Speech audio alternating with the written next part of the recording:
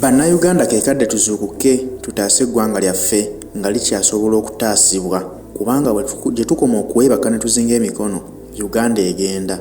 Bwe tutuula ne twesirikira tugamba tebitukwatako tuligenda okuzuukuka nga Uganda eggwereddeyo ng'etwaliddwa nno baani akabinja k'abantu abatawera na 100 ate nga si bannayuganda. Ebigambo bino nno byogeddwa omukulu munnabyabufuzi ate nga munnamagye ate nga dokita omutendeke Kano Dr. Kizza Besigye ayogedde ebigambo bino ng'asinziira mu maka ge Katonga mu lukuŋŋaana lwa bannamawulire lwatuusizza enkya ya leero ng'ayagala okuwayamuuko nabo ku butya Uganda bw'etambula olwaleero. Ono nno avuddeyo n'avumirira engeri Uganda gy'efugibwamu n'avumirira engeri State House gyefuuliddwamu empuku y'abanyazi nga bagikozesa okwefuula nti batambuliza mu mirimu gya ggwanga kumbe basaliramu ddiiro.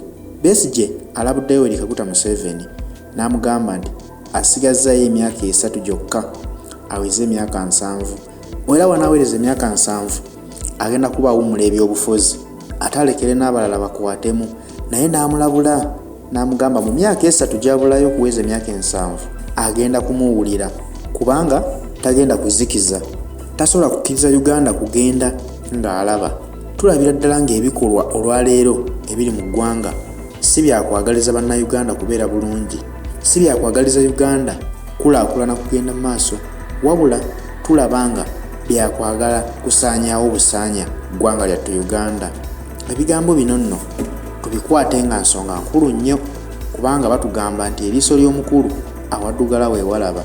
Dr. Kizza Besigye musajja mukulu myaka 67 egy'obukulu bw'abanga akulaza ekigenda mu maaso nti Uganda esaanawo, Uganda ebbibwa abagiriwo baagala kuginyagulula gimalawo bumazi, gwe n'osigala ng'ozinze emikono kiba kyewuunyisa oba weebuuza nti abaana bo oli bagamba ki oba bazzukulu bo bwe bali kubuuza ki ky'olibawa n'obagamba Uganda yagenda oli luddawa.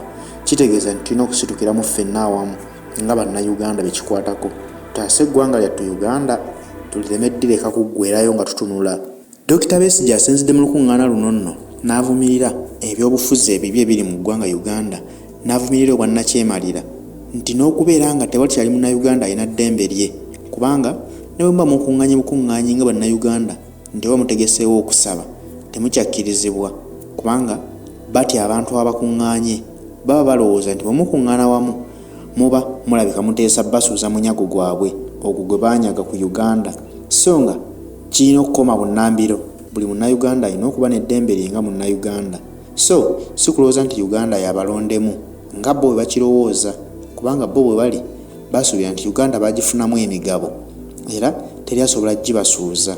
So nga ate si bannayuganda ekyewuunyisa kati kintu kya buswavu nnyo okulaba nga Uganda bagibatwalako abagitwala si bannansi kabinja k'abantu tebawera wadde 10 ne basobola okutwala Uganda ku bannayuganda obukadde 45 ne bagibatwalako nga mutunudde olwo lwonna kiba kwetiiririra.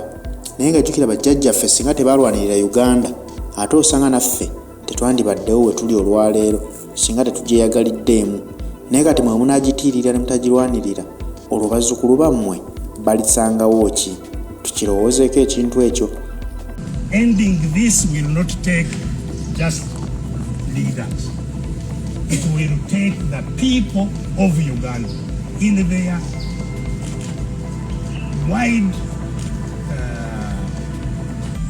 societies that they live in. Everybody must be engaged.